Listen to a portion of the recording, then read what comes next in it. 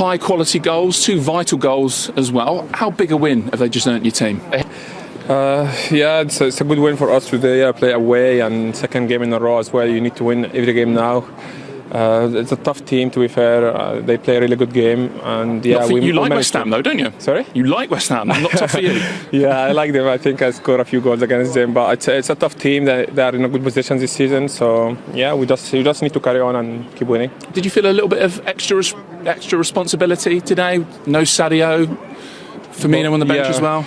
To be fair, yes. Before the game, I know that I'm not gonna start, but I know there is a big responsibility on me. But I just try every game, not just now, but every game, try to help the team. But because today they didn't play both as well, so it was big responsibility. But I played without them before, and we win also, so that's okay. Look, like I said at the start, a couple of great goals, but I particularly wanted to ask about the first touch for the second one. That was the big moment, wasn't it? Killing it dead. Yeah, it's a right foot. Nice to practice. I just keep practicing training for right foot and left foot. But it was a good ball from Shaq. I have to give him credit as well. It was a lovely ball from him, and yeah, I just keep the first touch, and second also the finish was okay. Do you have to think with something like that when the ball's in the air? Are you thinking about killing it dead, or is it just all automatic? It's depends how the ball comes, because the ball I didn't expect it that way, and also the ball was a little bit high and fast.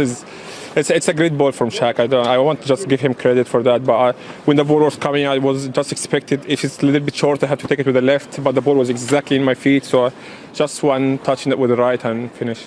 Just tell us. Obviously, you got the couple in the cup last weekend, disallowed goal at Spurs. But before that, bit of a barren run for you, bit of a barren run for the team. I said before, I don't like VAR. From the beginning of the season, or even before, just my opinion, just kill the game of the joy of football. So, but here also, because it has to be like exactly in the same line. But I think in the Champions League or some other country, they give the striker more space. So if they score, it's fine for them. But here is exactly some. I don't want to complain about it, but I don't want to get fined or something. But I just like my opinion about the VAR. I don't like it. Okay. Let me ask you now about the title race, because you've clicked back in to gear this week. City have been relentless for a while. After a mad sort of season up to this point, do you now think it will change and it will need relentless wins to win the league? It's every year is like that. If you want to win the league, you have to win every game. But this year, City were struggling in the beginning. Now we're struggling like 3-4 games ago. And yeah, you just need to keep winning if you want to really win the Premier League. Been a big week though, hasn't it? Yeah, it's a really big week. Well done, Mo. Thank you. Cheers, mate. Huge week, huge day for him. Thinking, wow, if Liverpool didn't win both of those games, I'm watching Manchester City race into the lead and not look like dropping any points at the moment. And then you start to think, wow, well, that game, if they don't beat Manchester City next weekend, then all of a sudden, I think it's Man City's to throw away, really. So these two games were massive, absolutely massive, and difficult games as well. Two teams, certainly in West Ham's case, that are playing really well at the moment. So Jurgen Klopp will be going home from the capital tonight thinking it's a few days well done. And Manchester City will be looking at those two results saying that they're right in it. They've got the courage to take us all the way. Yeah, all the fans, all the players, Pep Guardiola, they would have all been West Ham fans tonight. You know, and when they saw the teams, they would have thought, you know what, West Ham, with the confidence what they got, with the momentum what they've got, they could spring a surprise here. We all thought that, well, I certainly did. Wasn't to be. The champions showed why they're champions in the second half. They were absolute magnificent.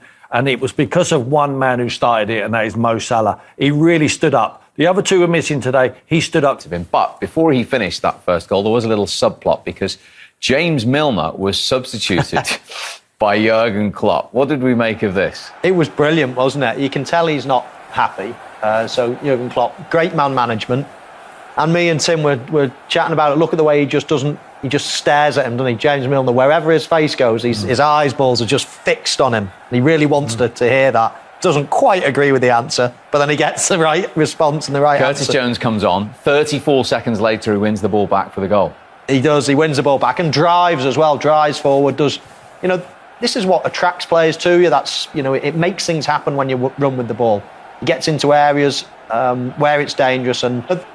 Mo Salah does the rest. That's what he's born to do. Little shift out of his feet and curls it into the top corner. But you'd question the defending, Tim. Yeah, definitely bad, poor defending. Look at Declan Rice here. He follows the ball in, and Jones does brilliantly. He goes little set from Shaqiri, and you've got to send him out on his right foot. You're screaming. If you're David Moyes, you're saying, please don't let him inside.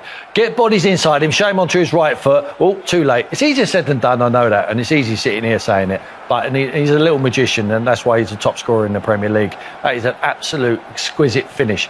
But David Moyes will be telling you that is poor defending. This is a great shot. Look, that's what a goal does to the morale of the whole team. He's just had a row with his manager. He's almost tried to intimidate Jurgen Klopp with his eye movement. He's just following him everywhere, wasn't he? Jurgen was having none of it. Just go and sit down. You're brilliant for me. You're going to get more chances to play. And he swallowed it. And then Milner just said, you know what? He's probably right. Curtis Jones comes on there. He delivers the assist almost for Mo Salah. And then it's all over. It's all forgot. Everyone's jubilant. They've had a brilliant week, and that was the secret. As soon as they scored that first goal, it was never, ever going to throw that game away until we're going to look at the block from... But it does show you as well the team spirit in that team, doesn't it? I mean, most players will come off and they'll be fuming and they'll sit down, they'll kick the bottle, they'll sit there and they'll sulk.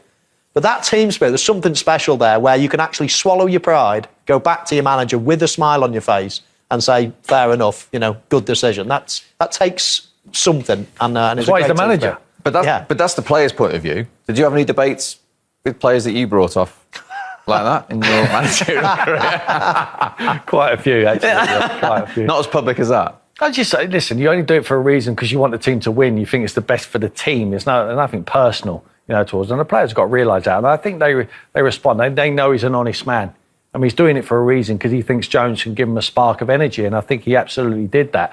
What Milner would be saying is, well, why don't you bring off Shaqiri? And for the second goal, we're going to show you why he never brought off Shaqiri. What a goal this was, Mike. What a goal, yeah. I mean, Liverpool have got pace, of course, on the counter-attack, but it is a West Ham corner, we mustn't forget that.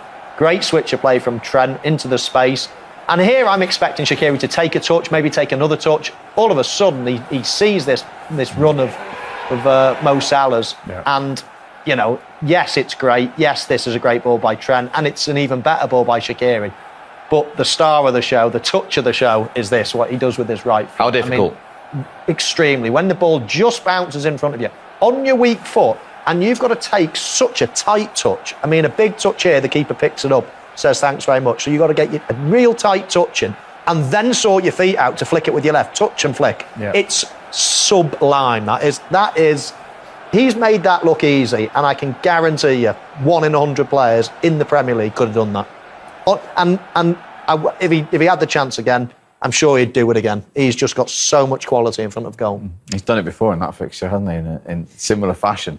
Similar fashion, you would have thought West Ham would have learnt their lesson in terms of defending against corners. I think this 2017. A few years ago, and again, Liverpool with a load of pace. Mo Salah again, without the ball, running without the ball, just halting his run. Tim made a good point during the game that he just halts his run so he doesn't run offside. And there we go. Different players, I suppose, but Salah was on the end of it again. Isn't it great seeing fans in the stadium? They're so brilliant, isn't it? When you see the pace and the movement and the intelligence of Mo Salah, the way he just doesn't run forward at one pace. He changes his pace, keeps himself onside. On both occasions, one today as well. And then the touch, he takes it in stages. He knows he can't have the finish unless he gets the first touch right. The concentration as it comes out of the air, first touch, brilliant. And then the finish makes it look so easy, but I'll guarantee you it's not. Yeah, and you make a good point, Tim, because when you're scoring goals, a lot of people get so excited, there's about to be a chance, but the coldness about finishing is concentrate on the first thing. And if your touch is right, then you move on to the next thing. But a lot of people get so excited, I feel a chance coming, then all of a sudden, you rush it, you get excited, you miss it, or whatever happens. But Mo Salah's so cool in front of goal. And if you told me 10 years ago that he would be this good in front of goals, or 8 years ago, I would never have believed it, because he was really, really average in front of goal in his time at Chelsea.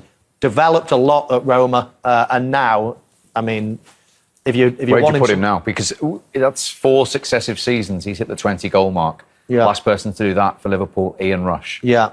No, he's staggeringly good. And the team sets up brilliantly for him, because he's not really a natural centre-forward, but just coming in off that right-hand side now and onto his left. You see the finish for his first goal, that curl into the... It's set up for that all the time. How many times have we seen it? So he's right up there in terms of... Listen, everyone's got different strengths in terms of their finishing, but he's cool as a cucumber in front of goal nowadays. You expected to see Roberto Firmino. He came on, had a big part to play in the third goal. He did, and so did Oxlade-Chamberlain, you know, coming on. They were fantastic. I mean, he gives you this. Give me the ball.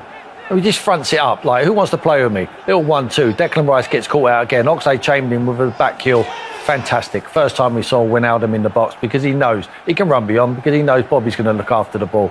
Declan just gets flat-footed there. Great back heel from Oxlade-Chamberlain, and then how do you like him on the plate?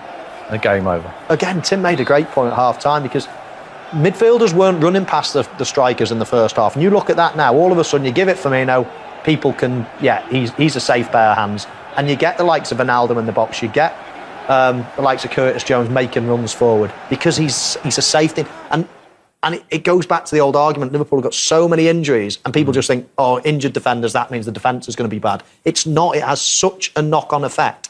And just like that, if you've got your centre-forward playing, the one that you can really trust, has a knock-on effect. People feel confident to run past.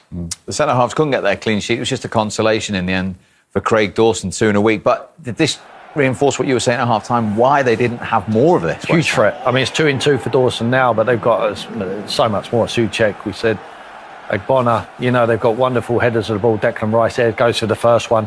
And it is poor defending. It was the first thing Phillips has missed all day. I think he was a little bit unlucky. He got the deflection off Robertson, come over the top, and he takes it, but far too little too late for West Ham. I thought they were